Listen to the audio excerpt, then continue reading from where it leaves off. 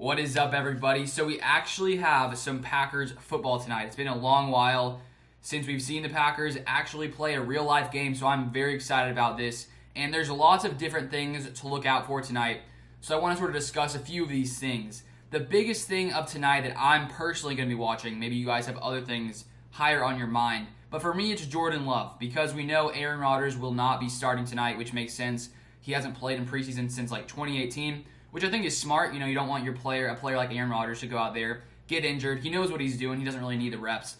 But Jordan Love will be starting. So now entering his third season, there's still lots of question marks with Jordan Love.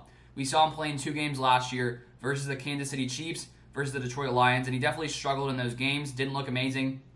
And so this preseason, Jordan Love has an opportunity to show what he's learned, show how he's grown, show how he's developed this offseason and in the past couple offseasons. And for Jordan Love, when he came into the league, it was unfortunate for him that he didn't get to play in the preseason year 1 because it was canceled because of COVID. So he lost a year there, but he got to play last season in the preseason, goes down with an injury, misses a game. But now he has the opportunity to come in here and sort of show what he's learned and how he's grown. And we've seen through Packers training camp that it seems, from what I've seen, from what Rodgers has said, from what Matt LaFleur has said, that Jordan Love looks like he's taking lots of steps forward. He's gotten better in his fundamentals. He's sort of playing more smoothly. Doesn't mean he's perfect. He's still a young player, and he hasn't had that much opportunity to actually play in games. But he's looking a lot better than he had previously looked in the past few years, which makes sense considering now he's coming into his 3rd season. And with the uncertainty of Aaron Rodgers' future, we still don't know when we may see Jordan Love. Could it be after this year? It's possible. Rodgers could decide to retire after this season, which then Jordan Love could potentially come in and play. And I think that, of course, he's going to be judged off of these next few preseason games. If he plays terribly, lots of people are going to be worried, I think, about the future if Rodgers were to leave. If he plays amazing, I think people will be somewhat hopeful. And he's probably not going to come out here and be perfect, but if he can sort of show that he's taken some steps forward and look pretty solid out there, then I think that it'll be a win for Jordan Love, and I'm rooting for him. I hope he comes out tonight and balls out versus the 49ers. Then, of course, for the rest of the roster, there are competitions at every position, sort of on the back end of those roster spots. One of the biggest ones is going to be offensive line. Unfortunately for the Packers, with Bakhtiari and Elton Jenkins still dealing with an injury, it's led to some question marks on this O-line. The O-line we've seen a lot in training camp has been Yosh Nijman, left tackle, John Runyon Jr., left guard, Josh Myers, center, Jake Hansen, right guard, and Royce Newman, right tackle. So I believe that is what we will see to start out tonight.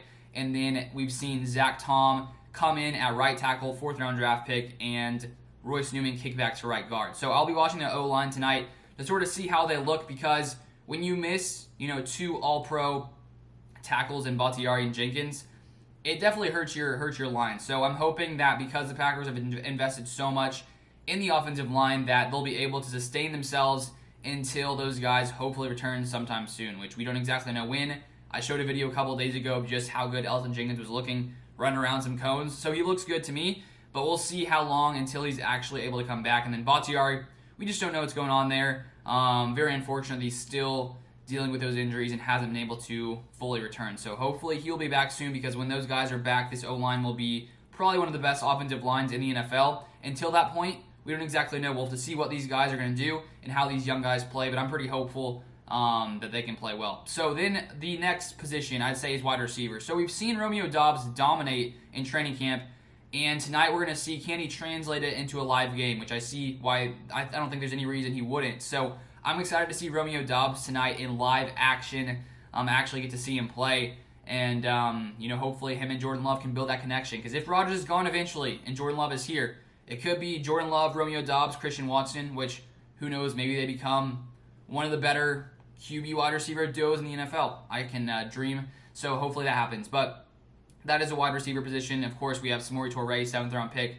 He's still competing, looked nice at times. Juwan Winfrey looking good. Lots of competition on that bottom end of the wide receiver roster, and I made an entire video on it yesterday, so feel free to go check that one out if you want some more depth on the wide receivers. Then, let's see, next position to talk about. So moving on to the defensive side of the ball. There are some question marks when it comes to backup safeties, backup edge rushers. Like on the edge rushers, we have Ladarius Hamilton, Jonathan Garvin, Tiba Naliai. We'll see tonight which of those guys maybe solidifies himself ahead of the others, if any of them do, because outside of Preston Smith and Rashawn Gary, we need some more guys there to step up, and we'll see who does that tonight. Then at safety, we have, outside of Savage, who's been dealing with an injury, and Adrian Amos. We have Dallin Levitt, who came over from the Raiders, who's been playing really well on special teams. One of those special teams guys that Rich Bisaccia sort of wanted to bring over. We have Vernon Scott, who's been playing well, filled in after Darnell Savage went down the other day. And then we have Sean Davis as well, who could potentially get some time there. And so those are, I'd say, some of the bigger positional battles when it comes to defense, just on the sort of outer parts of the roster. But those are pretty much the main things I want to talk about, and I'm just pumped to get to actually see some Packers football tonight. It's been a long while. It's still not a regular season game, but I'll take it. And if you guys would like to check out my most recent article I actually wrote, I will leave the link in the top of the description down below. Lots of you guys have checked it out already, so I do appreciate all you guys who have checked it out. But that is all I have for this video. I'll probably be out with the video once the game ends, giving my thoughts on sort of what went down and things like that. So stay tuned for that video, but I'm pumped. Packers football finally back. Finally back. We're almost getting close to the season, so I'm super excited. But thank you guys so much for watching, as always, and I'll see you guys next time.